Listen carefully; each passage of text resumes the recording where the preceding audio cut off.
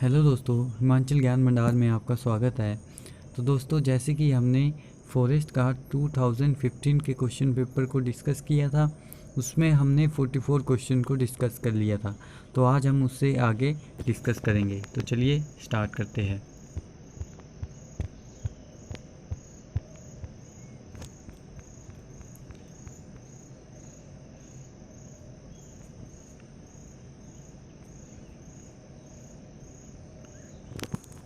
Forty five question है, दीर्घ दृष्टि दोष को दूर करने के लिए निम्नलिखित में से किसे प्रयोग में किया जाता है।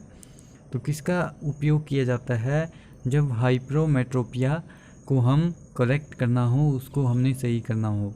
तो फर्स्ट ऑफ ऑल हमें पता होना चाहिए हाइपरोमेट्रोपिया होता क्या है, दीर्घ दृष्टि दोष होता क्या है। तो ये होता है जब व्यक्ति को नज़दीक की जो उसकी नज़र है वो कमज़ोर हो जाए, मतलब कि नज़र कमज़ोर होना नज़दीक की, तब उसको बोलते हैं हाइपरोमेट्रोपिया। तो इसको हम करेक्ट कर सकते हैं किसका यूज़ करके, कॉन्वेक्स लेंस का यूज़ करके। ऑप्शन बी इसका राइट हो जाएगा। कॉन्वेक्स लेंस का यूज़ करके हम हाइपरोमेट्रोपिया को दूर कर सकते हैं। कॉनकेव लेंस का यूज़ कब होता है, जब myopia can be corrected bye concave lens. Myopia को बोलते हैं निकट दृष्टि दोष। जब हमें दूर की वस्तुओं को स्पष्ट रूप से देखने में कठिनाई होती है तब उसको बोलते हैं मायोपिया, और इसको हम कॉनकेव लेंस से करेक्ट कर सकते हैं। ये भी आपने ध्यान रखना। अगला क्वेश्चन है, solar cell is made up of.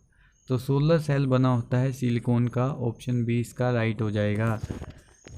47 question है, इन 10 minute a car with 60 kilometre per hour speed travel a distance of. एक कार जो 60 किलोमीटर प्रति घंटा की गति से चल रही है 10 मिनट में कितनी दूरी तय कर लेगी। तो एक कार, जैसे कि आपको फॉर्मूला पता होना चाहिए, स्पीड होती है डिस्टेंस अपॉन टाइम के इक्वल। तो क्वेश्चन में हमें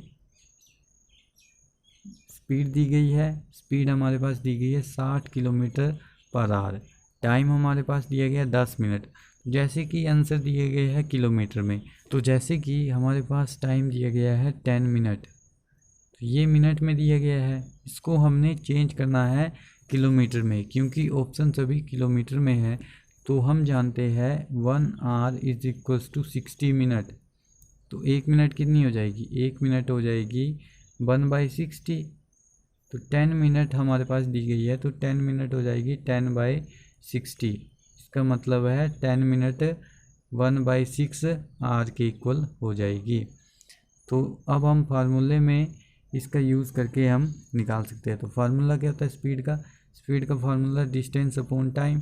स्पीड हमारे पास दी गई है 10 और हमारे पास डिस्टेंस हमने निकालना है, और टाइम हमारे पास दिया गया है 1/6। तो इस तरह से 6D/60 हो जाएगा। तो डिस्टेंस आ जाएगी 10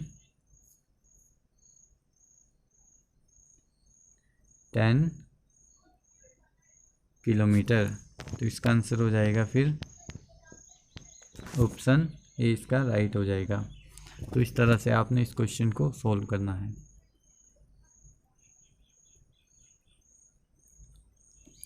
next question, a ball at rest position is dropped from a height of 12 meter.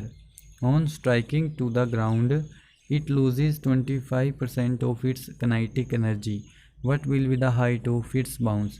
जैसे कि यदि एक गेंद को विराम अवस्था से 12 मीटर की ऊंचाई में फेंका जाता है, कोई भी गेंद है उसको 12 मीटर की ऊंचाई पर फेंका जा रहा है, जब बॉल हाइट पर होगी तो इसके पास पोटेंशियल एनर्जी होगी। तो हम जानते हैं कि पोटेंशियल एनर्जी किसकी इक्वल होती है, mgh के। m यहाँ पर क्या होगा हमारा, m होगा हमारा यहाँ पर मास, और g आप सबको पता है g होता है एक्सीलरेशन ड्यू टू ग्रेविटी, और इसकी जो वैल्यू होती है वो 9.8 मीटर पर सेकंड स्क्वायर, या फिर हम इसको 10 भी मान सकते हैं, 10 मीटर पर सेकंड स्क्वायर। h तो हमारे पास दी गई है 12 मीटर। तो इस तरह से जब पोटेंशियल एनर्जी किसके इक्वल हो जाएगी, m इंटू 10 इंटू 12, तो पोटेंशियल एनर्जी हमारे पास हो जाएगी 120 और m इंटू 120, ये हमारे पास पोटेंशियल एनर्जी होगी। जब हम इसको ड्रॉप करते हैं तब पोटेंशियल एनर्जी कन्वर्ट हो जाती है काइनेटिक एनर्जी में। तब by law of conservation of energy हम कह सकते हैं जो पोटेंशियल एनर्जी होगी वो काइनेटिक एनर्जी के इक्वल हो जाएगी। तो पोटेंशियल एनर्जी कितनी है, m इंटू 120, ये जो हमने निकाला ये हो जाएगी काइनेटिक एनर्जी के equal. After striking the ground, जब ये मतलब कि स्ट्राइक करेगी ग्राउंड में तो ये कितना 25% एनर्जी अपनी लूज़ कर रही है। तो हम कह सकते हैं जो इनिशियल काइनेटिक एनर्जी होगी वो 25% होगी और फाइनल काइनेटिक एनर्जी कितनी बच गई, 100 minus 25 75% final kinetic energy. Final kinetic energy, तो जो फाइनल काइनेटिक एनर्जी फिर हो जाएगी, फाइनल काइनेटिक एनर्जी फिर से किसके equal, by law of conservation of energy mgh के इक्वल, तो 75/100 इंटू m इंटू 120। इस तरह से जब हम इसको सोल्व करेंगे 0 से 0 कैंसिल, 5 2 ज़ा 10, 15 जा 75, 2 6 जा 12, तो हमारे पास आ गया 15 इंटू 6, 15 इंटू 6 90, m इंटू 90, इतना हमारे पास आ गई फाइनल काइनेटिक एनर्जी। जैसे जैसे गेंद वापिस उछलती है वे h प्राप्त कर लेती है, ऊंचाई कोई भी h होगी वो प्राप्त कर लेती है, इसलिए उस स्थिति में उसकी पोटेंशियल एनर्जी पुनः जो उसकी पोटेंशियल एनर्जी होगी ना वो वापिस से by using the law of conservation of energy वो क्या हो जाएगी, फाइनल काइनेटिक एनर्जी जो हो जाएगी वो हो जाएगी अपनी फाइनल पोटेंशियल एनर्जी के। तो फाइनल काइनेटिक एनर्जी हमारे पास हमने अभी फाइंड आउट की m इंटू 90 आई, और हमारे पास जो फाइनल पोटेंशियल एनर्जी होगी वो होगी mgh, m से m कैंसिल, g हमारे पास होती है 10 मीटर पर सेकंड स्क्वायर अभी बताया, और h और 90, 0 से 0 कैंसिल, h हमारे पास आ गया 9, तो इसका आंसर 9 मीटर हो जाएगा। 9 मीटर वो बाउंस करती है, ऑप्शन बी इसका राइट हो जाएगा। What is the normal body of temperature of a healthy person, healthy जो स्वस्थ व्यक्ति होता है उसके शरीर का सामान्य तापमान कितना होता है, तो उसके शरीर का सामान्य तापमान होता है 37 डिग्री सेल्सियस, इसका ऑप्शन बी राइट हो जाएगा। 50 क्वेश्चन देखते हैं। The element of electrical heating device is usually made of, जो विद्युत तापीय यंत्र का एलिमेंट किससे बनता है, तो वो बनता है नाइक्रोम से,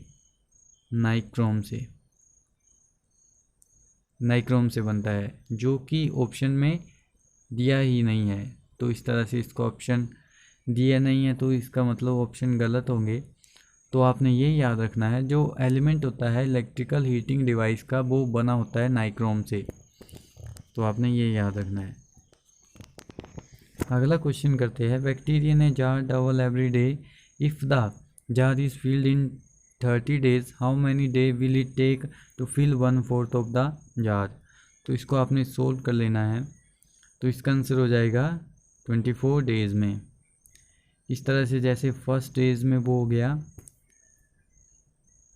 2, सेकेंड डे में हो जाएगा 2 इंटू 2, थर्ड डेज में हो जाएगा 4 इंटू 2, फोर्थ डेज में हो जाएगा, इस तरह से वो 30 दिन में कितना आ जाएगा आपका 2 इंटू 30, तो 1/4 ये है, तो 1 कितना फिलअप होगा वो आपने फाइंड आउट कर लेना है। तो इसका आंसर मैं आपको बता देता हूँ, इसका आंसर हो जाएगा 24 डे, ऑप्शन बी इसका राइट हो जाएगा। अगला क्वेश्चन देखते हैं। Find out the next number, जैसे फर्स्ट नंबर है 0, 3, 8, 15, 24, 35, 48, तो अगला नंबर क्या होगा। तो इसमें कितना गैप है 3 का, इसमें कितना 8 - 3 5, इसमें कितना 7, इसमें कितना 9, तो 24 और 35 में 11 का गैप है और इसमें 13 का, तो नेक्स्ट जो गैप होगा वो होगा 15 का, तो 48 + 15 हो जाएगा 63, ऑप्शन बी इसका राइट हो जाएगा।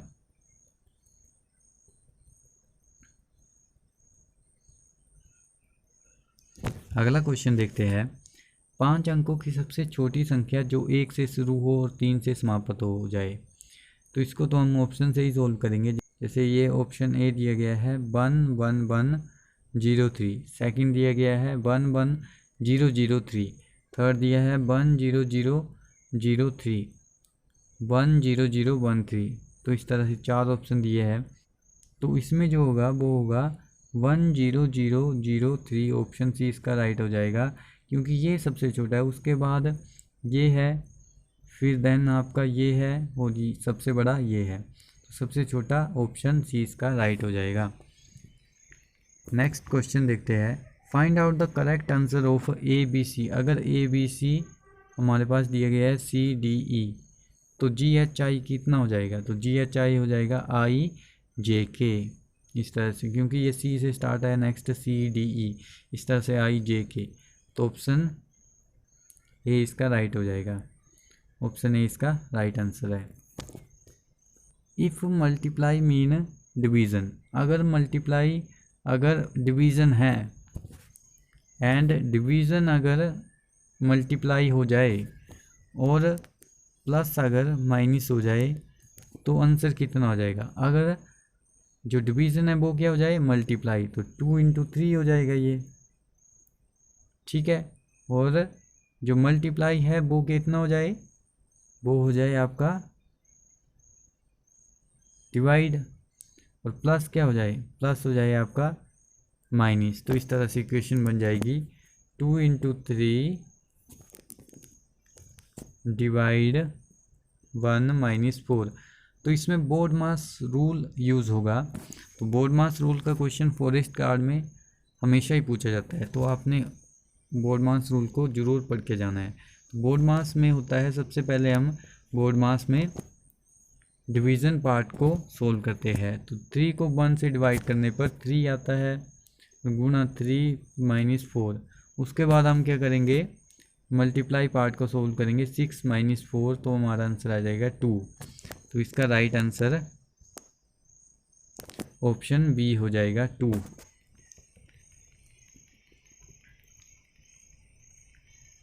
अब हम नेक्स्ट क्वेश्चन देखेंगे। तो अगला क्वेश्चन है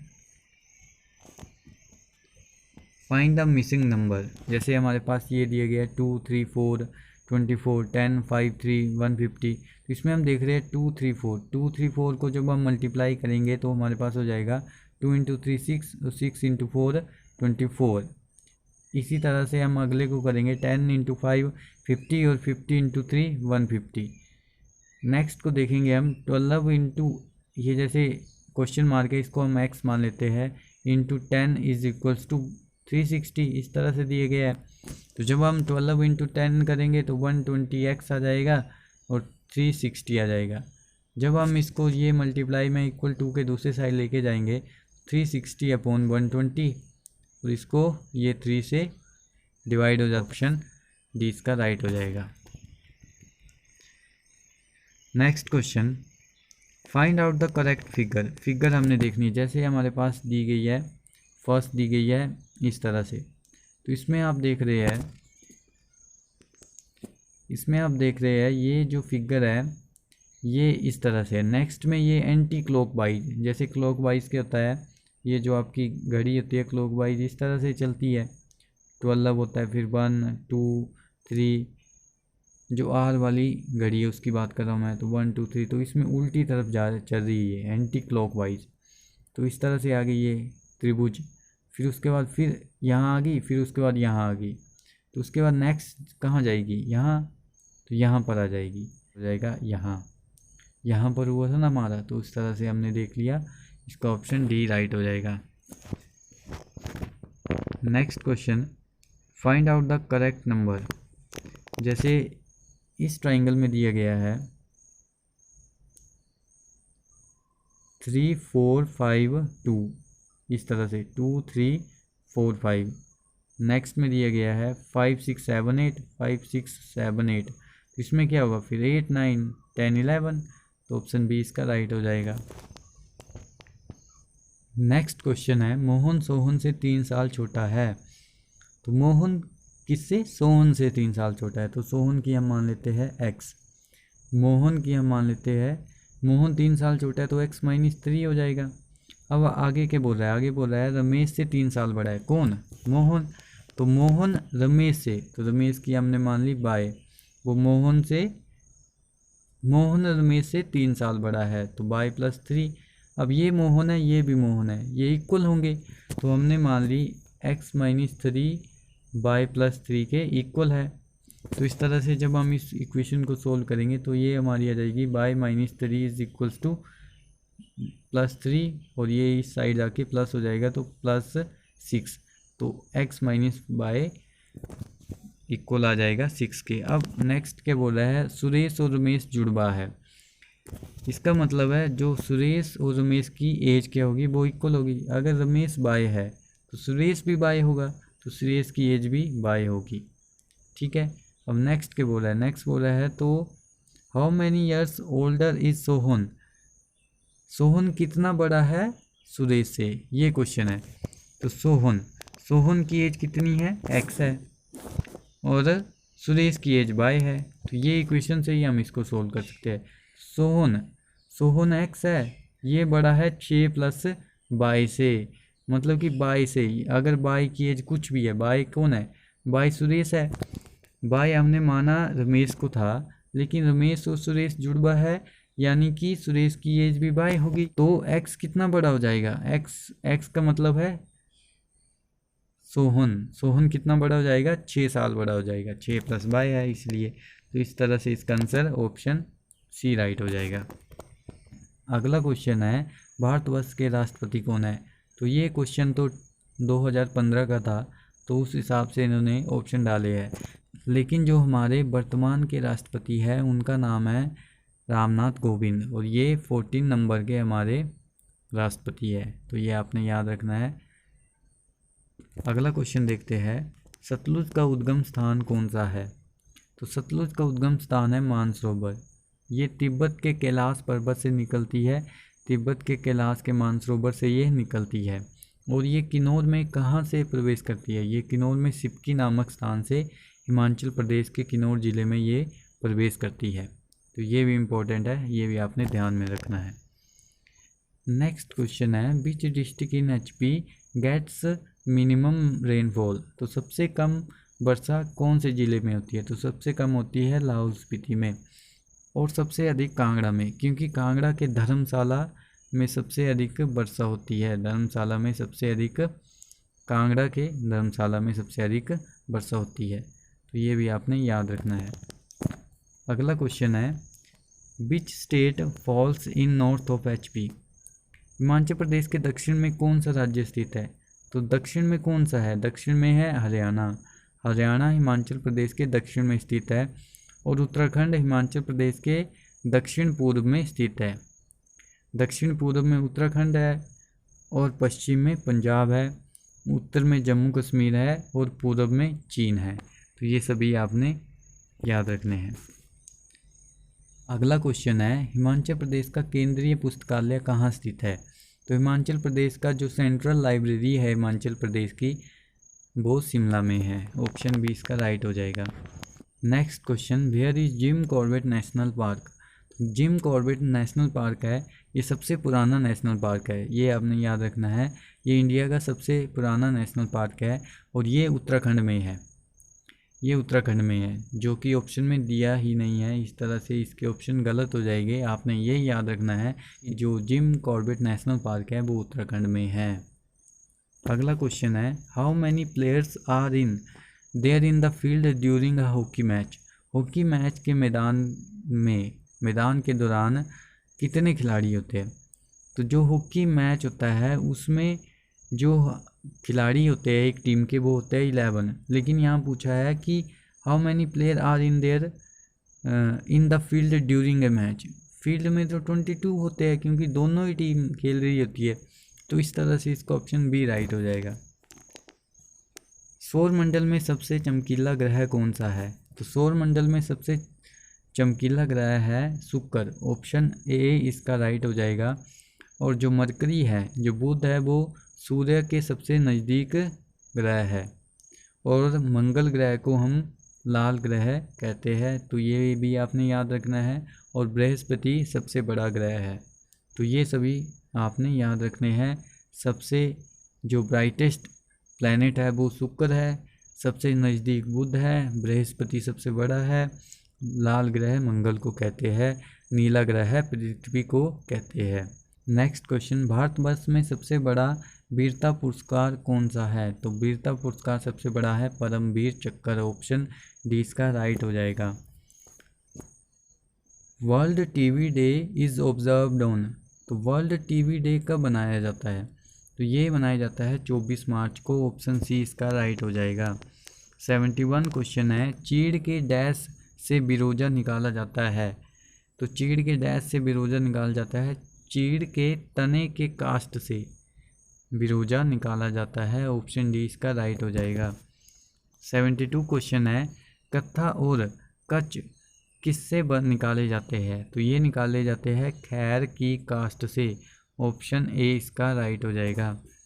नेक्स्ट क्वेश्चन, बिना ढके बीजों वाले पौधे को क्या कहते हैं? तो बिना ढके बीजे वाले पौधे को कहते हैं जिम्नोस्पर्म्स, ऑप्शन ए इसका राइट हो जाएगा।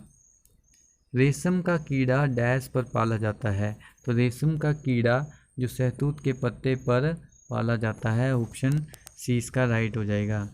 अगला क्वेश्चन, गांव में डैश पेड़ की टहनियों से निकाले गए रेशे से रस्सियाँ बनाई जाती है? तो गांव में ब्यूल पेड़, जो ब्यूल पेड़ होता है उनकी टहनियों से निकाले गए रेशे से रस्सियाँ बनाई जाती है, उनसे रस्सियाँ बनाई जाती है गाँव में। नेक्स्ट क्वेश्चन, इनमें से डैश हिमाचल प्रदेश का राजकीय फूल है? तो गुलाबी वृक्षांश हिमाचल प्रदेश का राजकीय फूल है। अगला क्वेश्चन, प्रोजेक्ट टाइगर डैश में शुरू हुआ था? जो प्रोजेक्ट टाइगर है जो गवर्नमेंट ऑफ इंडिया ने लॉन्च किया था, ये गवर्नमेंट ऑफ इंडिया ने 1 अप्रैल 1973 को लॉन्च किया था, तो उसका ऑप्शन ए राइट हो जाएगा।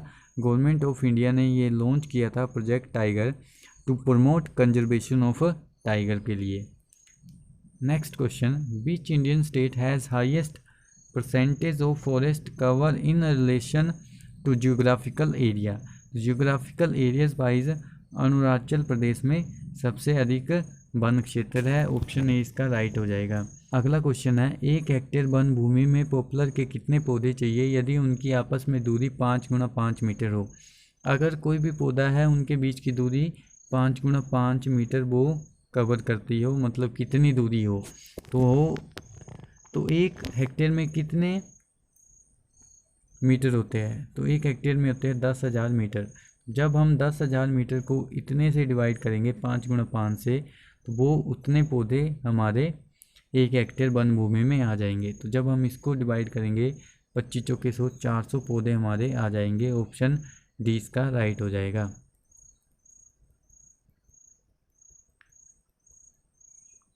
अगला क्वेश्चन है, देवदार के 1000 पौधे तैयार करने के लिए कितना बीज चाहिए यदि बीज अंकुरित प्रतिशत 50% हो और 100 ग्राम में 100 बीज आते हो?